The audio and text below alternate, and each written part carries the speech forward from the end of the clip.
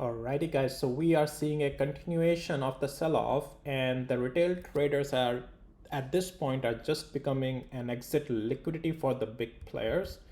Now I'll take you over a lot of stuff because as the analysts and the big corporations are still raising the price targets, the market is continuing to sell off, right?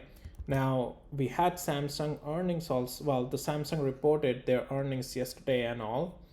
You can ignore the point here on trading view. The earnings indication is just off. But the point is that Samsung, came out with really great stuff, okay? And this Samsung posted much higher Q2 profits. Management expects stronger earnings also later this year, but the stock is still falling. So a lot to talk about in this video, right? Like why this is all happening. Kospi has been falling as well. You can see it continues to reject at our zones of rejection. And the semiconductors, the chip stocks, memory stocks are really not doing any better, right? They are continuing in the downtrend. As I have been telling you that we have lost the structure, I gave you early warning sign right at this place that you gotta start getting out. Gave you the early indications. We are breaking, get out, right? What does it mean from here? Let's talk about all of that in this video. Once I also let you know, none of this is any financial advice, only for education purposes, just sharing my opinion. Please do your own thing. So let's start off with Micron, the favorite of all, right? So we are getting, look at it, UBS kept buy on Micron and raised 2026 memory price forecasts. That's all is fine, right? And the price targets have been quite high as well across the board, right? Not just on Micron. Just yesterday, we also had on AMD. We'll get to AMD as well because that liquidity grab is working out just as how I have been telling you that it will work out, right? That is what is being used by these very big players to raise the price targets so that they get the liquidity from the retails. They're gonna come in buying and they're selling, right? Not necessarily Goldman Sachs directly is selling, but I don't even know nowadays if anyone even look behind the scenes. SEC, do they even really look through their activities? I don't really think so. You are not in the club, guys. That's the thing. You are not in the big players, the oligarchs club, okay? So they design the rules to benefit themselves. No one is gonna come after them. All right, so, and this is where you have to do your own due diligence, and that's why I teach you the technicals here so that you can't be made fooled by anyone. You are following the market. Market is the source of the truth, and I teach you that in my videos through the price action. Price action is the source of the truth. You learn it, you have to worry about nothing. Now, so let's get back to Micron. As I was showing you, right, like price targets have been increasing, right? But the prices of these very instruments have been going down because retails are becoming an exit liquidity for the big players right now. Now, I'm not saying it's the end of these stocks. What I'm telling you where the price action is and what are we expecting.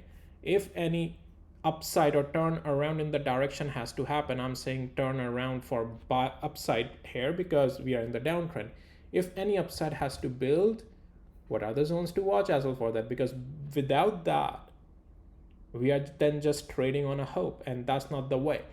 Just go on Reddit and read through the Sandisk stock, the community and the Micron stock community. Like so many traders have been reporting massive losses, and they have been buying up here because that's what they have been told by others on those communities, which is completely wrong advice. And then they are also being advised to then just hold. Like why? Structure broke, you should have a stop losses, and others are advising them to just stay in. Like that's a crazy advice because they don't have experience in the market, right? And the poor new traders are listening to someone's bias, and and they're losing money. It's just completely bad way of trading, right? Some are even posting their life savings getting wiped out. Like that's just crazy stuff. Like what are you doing, right?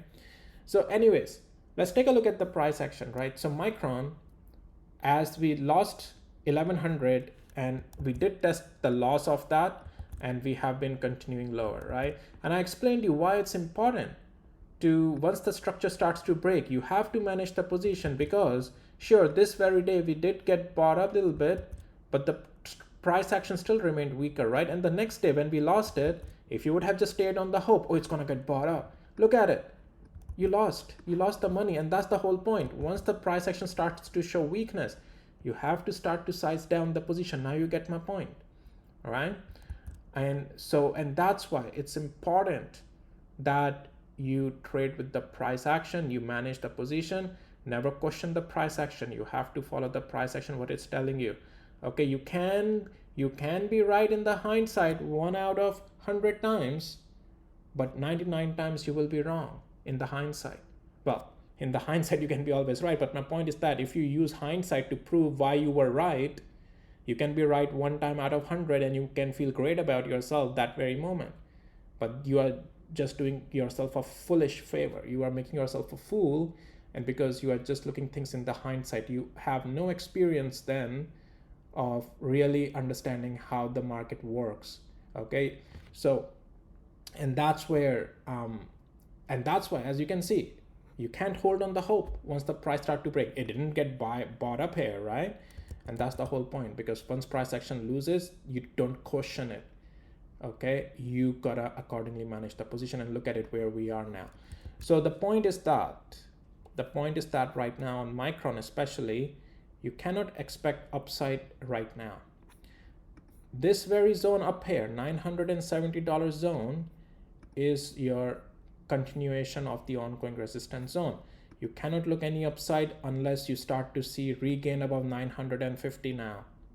Okay, as we now stay below 950, we remain in the downside direction. Next target which we are very close to is like this zone of 840. After losing that, you may not like me saying this, but I'm not here to make you like me. I'm here to tell you the truth, the price action, what it is telling us, and how to manage the position. I'm here to teach you, okay, the real way. Now, so, and if we lose 840 zone, we will most likely go for 655. Okay, that's where it will have a room. Can a bounce happen here at 860? It can. Are we seeing signs of that? Not necessarily yet. Like we did see on the 5 minutes interval a bit of a bounce, but you can see it's getting sold off, because overall structure right over here, you can see, yes, the bounce happened for some time, but it's getting sold off already, because it's just a bounce in the overall negative structure. Point is that you cannot look any upside until we start to regain this zone above. All right, this zone up there that I just gave you. All right, so that's Micron. Let's get to Sandisk, right? So before going to Sandisk, guys, and this is something I would highly suggest you to check out my members only videos on my channel, like where we have been rotating money. And if you haven't been checking out my members only videos, guys, 9 days ago is when I started to see money flow change directions, and I have already placed my members in the stocks where the money is flowing, and we are already in profits in those stocks. All right, they are working out great. A lot of short squeeze plays I have also given to my members. They are also working out good. Now the point is that if you want to check out all the trades, the new setups, where the money is flowing, where to buy, what to do, many other stocks coverage that I do for the members, check out my channel. Well, join the membership. Technically, that's how you will get access to these videos. You can join this either through Patreon or via YouTube directly. Patreon links are in the description of this video. And if you also need access to my tools, that helps me to identify all these things ahead of time, what the price action is telling us, then you can also get my tools. They are only through Patreon. Link to my Patreon is in the description of this video. All right, let's continue. So Sandisk here is also in the negative structure. We are testing our next zone today. Just because we are testing doesn't mean it becomes bullish. No, it's like, yeah, price action got there. That's what we were expecting. Now what, right? It's not a support right now. It's most likely still going to become a resistance, because we are still in the negative direction. And the problem is that though moving averages are lagging indicators, They are not necessarily that you will make a decision based off of, but they are good for reference. And the reference point tells us on Sandisk that you're kaboom, you're cooked, okay? We cannot look any upside on this thing, and rebounds along the ways can come. Sure, by the time market closes, we may see some rebounds, okay? If that has to happen, but there is no indication of that right now, okay? So, but the point is that, let's get to the hourly interval. Even if rebound happens, guys, until 1694, that will be just a rebound. If from where we are, you want to see any bullish expectations on Sandisk, you want to see it above 1694. If you're not able to do it, we're gonna stay weaker, and if then we continue weak, the next zone we are watching on Sandisk is 1277 area. Okay, that's the next zone that we may most likely get to, and after that, unfortunately, 759. So anyways, we are in the negative structure on Sandisk as well, so it doesn't help, right? All right, let's get to AMD, guys, because I have been telling you about AMD, right?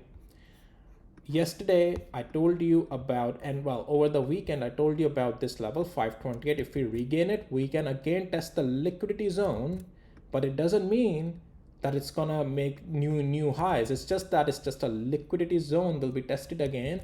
It just did that grabbed bunch of liquidity, and look at it selling off today again, right? What I told you this very day is exactly how it's working out. Exactly. I even told you we will test the liquidity zone again once we regain 528, which we did yesterday. Regained 528, pushed up, tested liquidity zone, and look at it, down again. While they're raising the price targets, make you buy, and you are at their exit liquidity right now. Okay, so be careful. Market is not designed on your best interest if you just follow what's written out there, what they tell you. No, they're telling you to benefit themselves. Okay, so at this point, AMD remains in the distribution phase, though here it's not that like it's super bearish, but definitely it is now getting into a little bit near-term weakness with the distribution phase intact, liquidity being grabbed, and yeah, right now, that's what I have been telling you, that here you are not buying new positions. You are either just sizing down or holding, and or sizing down when the weakness comes again.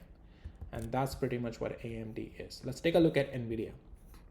Nvidia is still, dancing around sideways action. It's holding 200 days moving average, but it's not bullish. It is still in the weakness here. Okay, let's get to the hourly interval, and that still remains the case, guys. Like, Nvidia will have to still get closer to 199.50 before it even start to show any possible strength to the upside from where we are. Otherwise, Nvidia will remain still in the weakness. So right now, bounces can come along the ways, but forget until 199 area still. Okay, that's still our strong ongoing resistance zone to the downside. Okay, so that's that. Let's take a look at ARM. ARM already continuing lower. It has been negative for us already, and then that negative direction is still continuing. I have given you all these levels of rejection previously ahead of time, and everything is working out as expected. This was our previous rejection zone and all. And so, and if we stay in this downside direction, 237 is the zone we will most likely get to. You cannot look any upside on this thing unless and until from where we are, we regain above 337 area. If we do that, then only upside play will begin on this thing. Otherwise, no, we are in the negative direction. All right, Broadcom. So Broadcom did test some stabilization zones yesterday. However, it gave up today. Okay, and that's the point I mentioned, that either we have to get above 386, which we rejected yesterday at, or I want to see a couple of days of stabilization above 371 area, this zone, which it didn't do today, came down, and thus it still remains in the weakness, failed to stabilize. One candle is not sufficient. One candle in a change of direction is just a potential of a liquidity grab, which it did yesterday. We want to see a follow through stabilization. It didn't do that. So that's that. TSM unfortunately cracking lower again, also 447, losing it. This is, as I've been telling you, this is the definition of distribution phase. It will test the zone over and over again, up and down, chop around, and that's pretty much your definition of distribution phase. So this is also slowing down here. Intel already yesterday rejected at this zone, and I have been telling you 127 below, you should already be careful. All right, and this is the last line of defense, which it lost today, which means that multi-day weakness happening from 127 has fully turned into overall negativeness on Intel as well now. And this is your ongoing a resistance zone as well. So this from below, we have a room to test again, 102 area.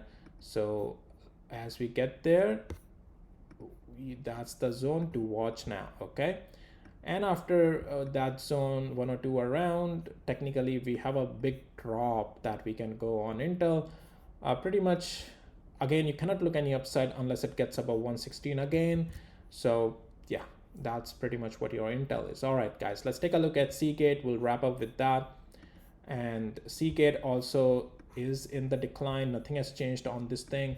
This has been a leading indicator for negativeness. I already told you this is where the structure broke on this thing, and that has become resistance ongoing. So far it's been continuing lower. Our next zone technically in the direction is 694 possibly to test.